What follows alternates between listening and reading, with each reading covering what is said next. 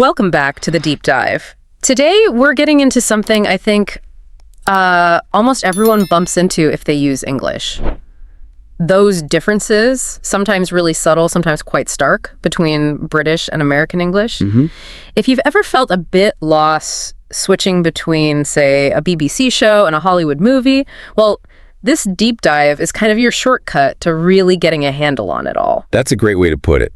Our mission here really is to pull out the most important bits, the key takeaways, from a really comprehensive guide we looked at covering British versus American English. Okay. We want to help you not just, spot the differences, but actually understand why they matter and maybe even appreciate the nuances. Right. Because honestly, understanding this stuff isn't just academic. It's pretty crucial for anyone using English today, whether you're like streaming shows, reading books, or just trying to communicate clearly with people from different places. Absolutely. It's a fascinating story, isn't it? How one language branches off and develops its own, well, delightful quirks.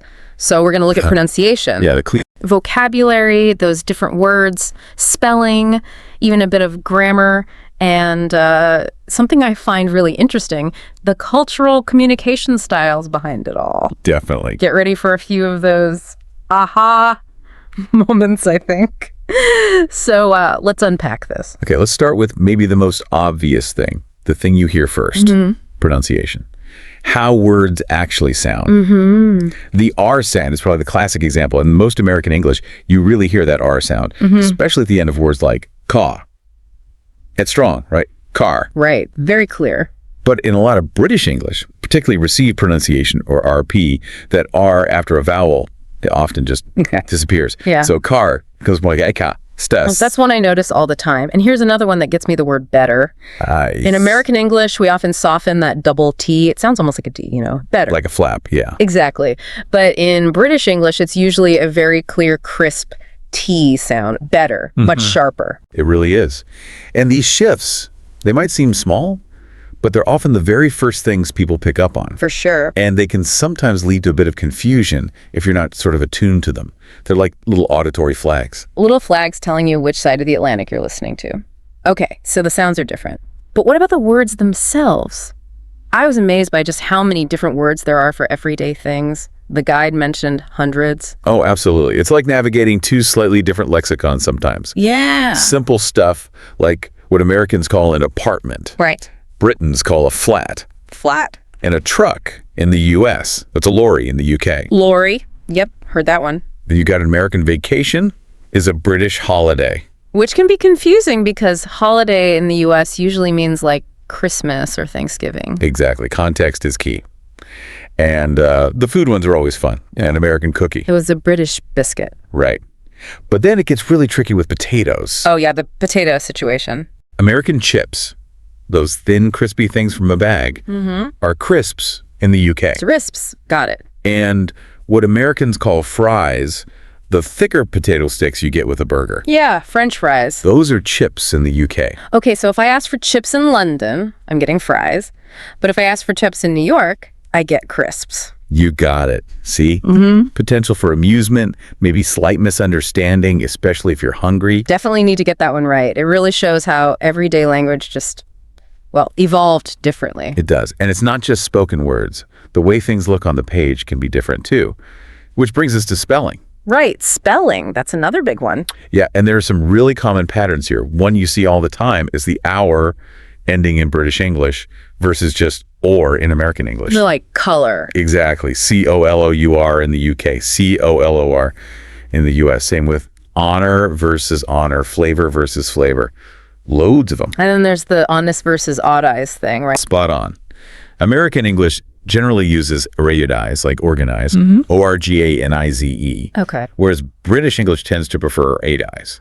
So organize, O-R-G-N-I-S-E, realize, R-E-A-L-I-S-E. Interesting. And another one you often see is how places are spelled, like a shopping center, C-E-N-T-R-E in the UK. Versus center, C-E-N-T-E-R in the US, yeah. What's fascinating is how these sort of standardized, they weren't always fixed, but now they're really quite established conventions for formal writing in each place. And that's the practical bit, isn't it? Knowing these isn't just trivia. If you're writing formally, like an essay for university or a business report, Oh, absolutely. using the wrong spelling can look a bit sloppy or like you haven't considered your audience. It signals attention to detail. Definitely. It shows, the expected standard for where you are or who you're writing for. Okay, so we've got sounds, words, spelling. What about grammar? Are there big grammatical differences we should know about? They seem less obvious, maybe. They're often less obvious, yeah, but definitely significant. One common one the guide highlighted is about recent past actions. American English often just uses the simple past, like, I just ate, or did you eat yet? Right. Sounds normal to me. But in British English, it's very common to use the present perfect for that immediate past. So you'd be more likely to hear, I've just eaten, or have you eaten yet? Ah, okay. I've just eaten. I can hear that difference now you pointed out. And crucially, neither is wrong. They're both perfectly good grammar, just different regional habits. Different habits. Okay. Yeah. And what about owning things? I think I've heard something about have got. Yes, that's another classic. In American English, you typically just say, I have a car, or do you have the time? Yeah. In British English, well, I have a car is fine. It's very, very common to use have got, so I've got a car, Yeah. or have you got the time? I've got a car. Okay. Does the source say why? Is it older or just different? The source didn't dive too deep into the historical roots specifically for have got, but it really stressed the main point.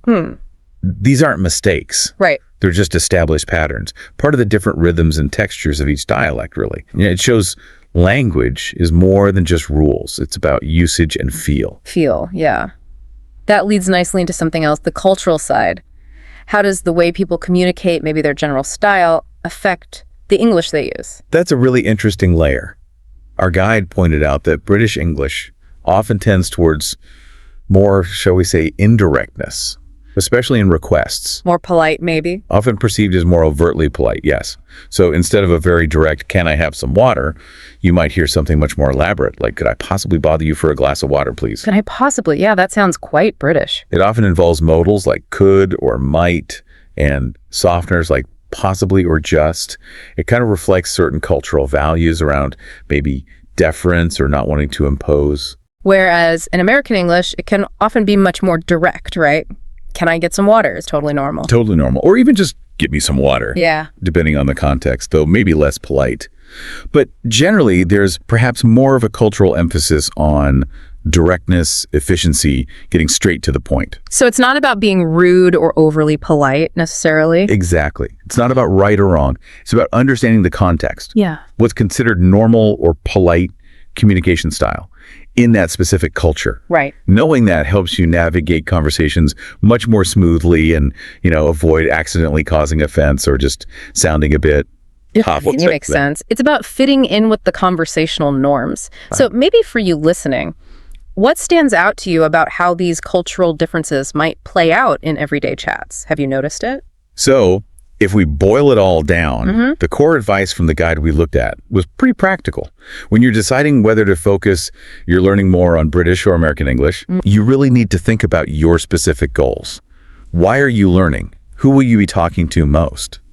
Where will you be using the language? That makes sense. Like, if you're planning to study in London, focus on British English. If you're working for a US company, American English might be more useful day to day. Precisely. Your personal reason should guide that focus. But, and this seems really important too, even if you focus on one, understanding the basics of the other is incredibly valuable, wouldn't you say? Oh, absolutely essential for broad communication. Yeah. Knowing both variations just opens up so much more of the English-speaking world, more films, more books, more people you can connect with easily. It gives you a much richer understanding. It stops you getting tripped up by a lorry or some unexpected spelling. Exactly. And ultimately, the most important thing is just communicating effectively.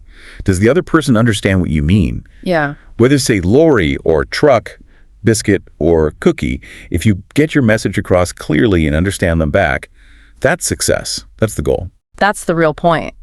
And it was interesting, the source material we looked at apparently even had things like practice drills and role play scenarios. Yeah, I mentioned things like trying a conversation at a grocery store, navigating aubergines versus eggplants, for example. Aubergine versus eggplant, another classic. And shadowing exercises, too, to help really internalize the sounds and rhythms. It shows there are practical ways to actively learn these differences, not just read about them. So lots to think about there. We really hope this deep dive gives you some useful insights, helps you maybe reflect on your own experiences and enhance how you communicate and understand English speakers wherever they're from. Definitely.